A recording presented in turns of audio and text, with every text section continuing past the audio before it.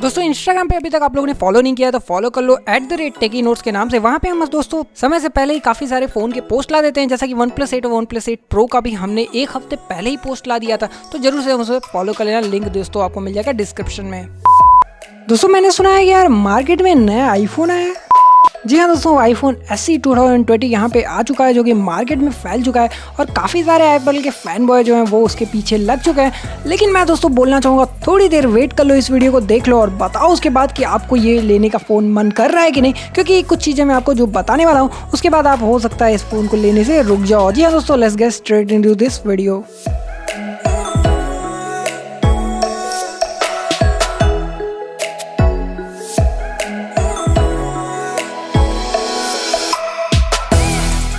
So guys, ये जो नया आईफोन आया है जिसका नाम iPhone SE 2020 है, उसके दोस्तों डिस्प्ले साइज यार देखोगे तो आप बहुत ही छोटी है, मतलब 4.7 इंचेस है। और आप देखोगे इस बॉडी को ना, तो यार iPhone 8 को जब आपने देखा होगा तो उसके एकदम सेम टू सेम, मतलब आप बोलोगे कि कॉपी बन गई है। मतलब बॉडी जो इस एस्पेक्ट रेशियो सब कुछ इसका कॉपी है, बस इसका लोगो जो है पीछे से देखोगे वो थोड़ा सा प्लेसमेंट थोड़ा अलग है। दोस्तों मैं क्यों बोल रहा हूँ यार कि इस फ़ोन को नहीं ले सकते आप, बिकॉज यार जो भी टीनेजर्स इस समय है ना वो इस फ़ोन के पीछे पड़ गए हैं, बिकॉज इसकी प्राइसिंग आई है 42,500 रुपीज़। अब दोस्तों मैं बात करूँ और देशों में इस फ़ोन की प्राइस, तो यहाँ पे आप अगर आप निकालोगे ना अप्रॉक्स इंडियन रुपीज़ में तो 30,000 आपको प्राइसिंग आएगी। लेकिन आपको यहाँ पे दोस्तों इंडिया में आपको 42,500 रुपीज़ का ये फ़ोन मिल रहा है, जो कि आप देख सकते हो यार 12,500 रुपये ज़्यादा है, जो कि काफ़ी ज़्यादा प्राइस होता है। और यहाँ पे एप्पल का कहना है दोस्तों कि यार ये बजट स्मार्टफोन है उनकी तरफ से। और जी हाँ दोस्तों, बजट कहेंगे भी वो, क्योंकि यार दोस्तों जो आईफोन मिलता है वो काफ़ी 1 लाख 1.5 लाख का आसपास का प्राइसिंग का मिलता है, तो इस हिसाब से उनके लिए तो ये बजट फ़ोन ही हुआ। दोस्तों यार अब आप लोग अट्रैक्ट क्यों हो रहे हो इसकी तरफ, मैं आपको इस बात में बता देता हूँ। पहला रीज़न ये है आईफोन, दूसरा रीज़न आपको सेल्फी लेने को मिल जाएगा। लेकिन दोस्तों मैं कुछ चीज़ें आपको बता दूँ कि आप अगर इस फ़ोन को लोगे तो यार काफ़ी आप बाद में फील करोगे कि यार ये मैंने गलत किया।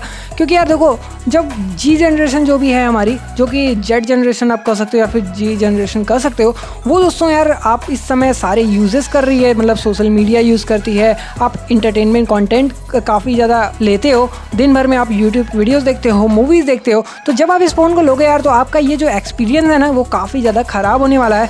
हाँ मानता हूँ कुछ चीज़ें बहुत ही अच्छी हैं, लाइक A13 बायोनिक चिप इसमें मिल जाती है, लेकिन मैं आपको बता दूँ यार कि ये जो चिप है ये आप उसका फ़ायदा नहीं उठा पाओगे, क्योंकि यार दोस्तों इसमें डिस्प्ले काफ़ी ज़्यादा छोटा है। और यहाँ पे बात करें दोस्तों डिस्प्ले छोटा होने के बाद अब अगर आप PUBG या फिर और भी कोई भी गेम, काउंटर स्ट्राइक या फिर कोई भी ऐसा गेम खेलते हो मोबाइल का, तो आपको काफ़ी ज़्यादा दिक्कत होने वाली है। मैं आपको बता दूँ यार 720p का डिस्प्ले रेजोल्यूशन है, तो उसमें भी आपको काफ़ी ज़्यादा दिक्कत होने वाली है, उतना भी अच्छा क्वालिटी नहीं आएगा। लेकिन हम लोग जानते हैं दोस्तों आईफोन का रेटिना डिस्प्ले जो होता है वो काफ़ी अच्छा वैसे डिस्प्ले क्वालिटी दे देता है। तो इस हिसाब से देखें तो यार इस डिस्प्ले साइज़ कम के वजह से ही आप ये थोड़ा सा लैग कर रहा है ये, नहीं तो आप अगर डिस्प्ले साइज़ होता तो मैं आपको रिकमेंड करता है इस फ़ोन को जरूर से लेने के लिए। अब बात करें इस रेंज में जो कि 42,500 है, तो इसमें आपको काफ़ी सारे अच्छे आपको एंड्रॉइड वर्जन के फ़ोन मिल जाएंगे, जो कि काफ़ी ज़्यादा फ्लैगशिप ग्रेड के मिल सकते हैं। अब कुछ अच्छाइयों के बारे में भी बात कर लेते हैं कि नहीं तो आप लोग बोलोगे कि यार सब कुछ बुरा ही कर दिया। तो यहाँ पे दोस्तों iPhone SE में आपको 1 मीटर का वाटर एंड डस्ट रेजिस्टेंट मिलता है, जो कि 30 मिनट तक आपको रेजिस्ट कर देगा, जो कि काफ़ी अच्छी बात है यार दोस्तों। और इसमें वायरलेस चार्जिंग तक मिल जाता है आपको, तो ये भी देखने को मिलने वाला है। और आपको यहाँ पे 3 GB का रैम मिलने वाला है और 64 GB की स्टोरेज, 128 GB की स्टोरेज और 250 GB की स्टोरेज आपको यहाँ पे देखने को मिल जाएगी। दोस्तों पीछे की तरफ एक ही कैमरा है जो कि 12 मेगापिक्सल है, और नो डाउट यहाँ पे आईफोन का कैमरा बहुत ही अच्छा होता है। लेकिन दोस्तों सेल्फी कैमरा के बारे में मैं डाउट कर सकता हूँ, सेल्फी कैमरा आपको कुछ परफॉर्म करेगा नहीं, उसकी कोई गारंटी नहीं है। दोस्तों बात करें फ्रंट में, तो यहाँ पे फिंगरप्रिंट सेंसर आपको फ्रंट में माउंटेड ही मिल जाएगा। उसके साथ ही साथ आप उसका बटन का भी यूज कर सकते हो, जैसे आपको iPhone 8 में देखने को मिलता था, सेम डिजाइन आपको यहाँ पे भी देखने को मिल जाएगी। सो आप लोग पूछोगे यार दोस्तों कि ये फोन किसको लेना चाहिए, जबकि मैं आपको मना कर रहा हूँ। तो मैं बता दूं दोस्तों, ये फोन उन लोगों के लिए जो आपको सिर्फ कॉल पिक्स करते हैं या फिर मैसेज का रिप्लाई करते हैं, या फिर आपको देखने को मिलता है यहाँ पे सोशल मीडिया नॉर्मली यूज कर रहे हैं, वो उन टाइप के लोगों के लिए ये फोन बना हुआ है। और जो नॉर्मल फोटोज खींचते हैं उनके लिए ये बहुत ही बेस्ट रहेगा।